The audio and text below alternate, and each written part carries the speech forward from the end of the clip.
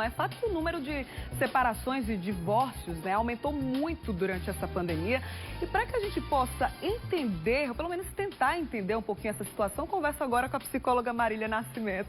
Tá aqui com a gente, né? Bem-vinda de volta aqui à nossa casa, viu, Marília? Obrigada, Bruna. É sempre um prazer. Vamos então tentar entender o que é que está acontecendo com os casais, né, Marília? A gente sabe que muita gente, durante esse período de isolamento, passou mais tempo dentro de casa, então isso gera mais conflito? É normal que isso aconteça? Na verdade, eu acredito que a gente tem o papel aqui de tranquilizar os casais. A pandemia, por si só, não é responsável pelos conflitos, pelos términos. Ela apenas evidencia aqueles casos em que a convivência já não estava tão legal.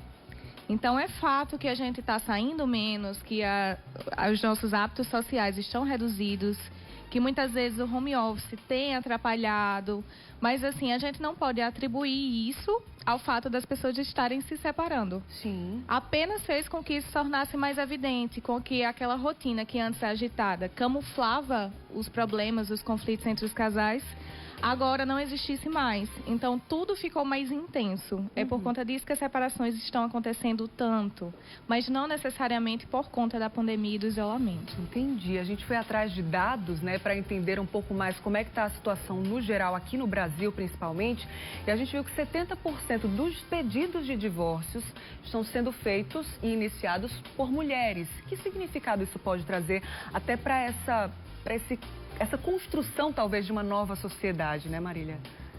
Esses dados são importantes para evidenciar alguns problemas que já existiam, mas que agora, durante a pandemia, ficaram mais evidentes.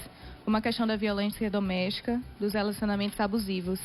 O fato da convivência estar sendo uma realidade assim mais intensa tem feito com que esses problemas se tornem mais intensos e façam com que as pessoas digam que é o momento de dizer um basta.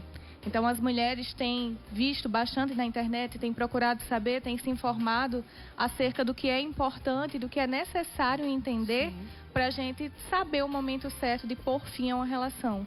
Então, eu acredito que esses fatos tristes, infelizmente, que é o aumento da violência doméstica, a questão do relacionamento abusivo, que é muito frequente, embora poucas pessoas saibam identificar, tem feito com que as mulheres digam, não, para mim não dá mais, eu acredito que chegou o meu limite, e a pandemia trouxe essa oportunidade de você vivenciar de forma mais intensa aquilo que já era um problema, mas que agora você não suporta mais. Entendi. E é importante a gente dizer que ninguém precisa chegar ao seu limite para conhecê-lo, a gente precisa aprender a respeitar. Com certeza, aproveitando isso, né, de chegar ao limite mesmo, como perceber que realmente é o momento de se separar antes que chegue a, por exemplo, uma violência física, né, dentro de casa, ou a chegar no limite onde o casal não se respeite mais, né, que também é muito importante. Qual é o momento? Existe, assim, uma percepção para a gente entender, poxa, não devo mais seguir em frente. Como perceber isso, Marília? Essa é uma resposta muito individual, né? Eu acredito que vai da percepção de cada casal e do que cada pessoa define como limite. Mas algumas coisas precisam ser encaradas, como a questão da falta de respeito, né? Que não pode existir, não pode ser tolerada em momento nenhum da relação. Independente de desgaste, de pandemia, de isolamento, não existe justificativa para a falta de respeito. A falta de diálogo, né? Aquele momento em que o casal não tem mais planos alinhados, em que não consegue enxergar um futuro. Então, objetivos comuns, talvez, né? Isso, quando o casal já está olhando para lados diferentes, né? Não funciona mais como um casal que está ali agregando, que está fortalecendo um ao outro, que está acrescentando. Então, eu acredito que esse limite não é, assim, fixo. A gente não pode determinar o que funciona para todos os casais, mas cada pessoa tem que entender o que espera de uma relação. E se já não consegue encontrar isso no contexto da sua relação, eu acredito que é o momento de repensar.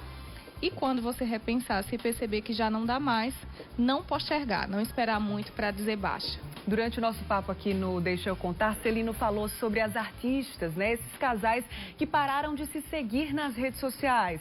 A Marília Mendonça até explicou que ela não gosta de ver, né, o ex-namorado por lá, porque ainda existe sentimento. Diante dessa realidade onde muitas pessoas têm se separado, as redes sociais podem prejudicar também? Eu acredito que vai muito de como a pessoa encara esse contexto. Mas eu sou a favor de que as pessoas aprendam a elaborar o seu luto, né? Que é viver seus términos de maneira completa, da forma como for mais confortável e também saudável.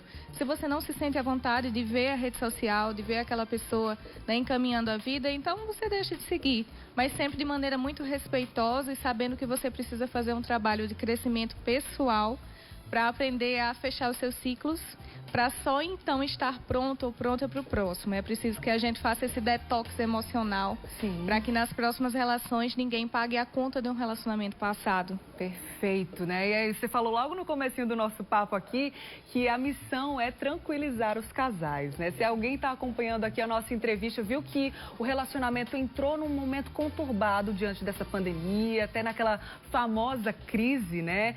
Como é que faz para reverter a situação? É possível? É possível. Desde que exista vontade, respeito e diálogo, é possível. Eu acredito que esse é um momento do convite a sair da rotina, por mais que nós estejamos diante de uma rotina tão exaustiva, né, muitas vezes.